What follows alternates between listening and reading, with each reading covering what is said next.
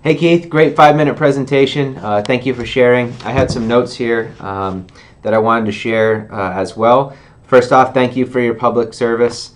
I think it goes unsaid, but I always want to bring it up that it is appreciated.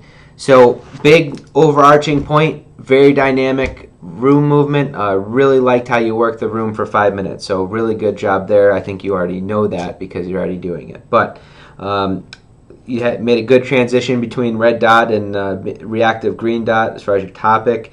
And I really enjoyed the personality in your video. There wasn't a lot there. It was really quick, short time frame. I'm interested to see how you interact with your audience, whether it be a handout in the 10-minute as far as a longer length of time where you just don't want to shoot from the hip for 5 minutes and just be all out there in a lecture format. So I'm interested to see how you keep the dynamics of the room in the next assignment. If there was one element that I had for critique, I really enjoyed your audience jogging comments. You had some funny humor similar to something I like to do when I'm speaking. The only thing I would add is that you burned through the funny comments. You laid them down and then you just didn't give that extra second of pause to let them linger and get that audience chuckle. And that kind of does twofold. One, it keeps the audience engaged mentally, lightens up the room, and it also keeps people on the hook that you're looking for response,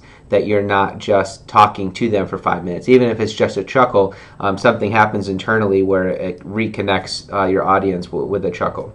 And also, if you think of those audience comments, so I'm trying to remember, your one comment about the middle school picture, it was great, and I just would have liked to see you let it linger for an extra second to get that chuckle and then have that little eye interaction with each of your audience members before you move on, so to speak. So I hope that makes sense. Let me know if you have any questions. I look forward to the next one.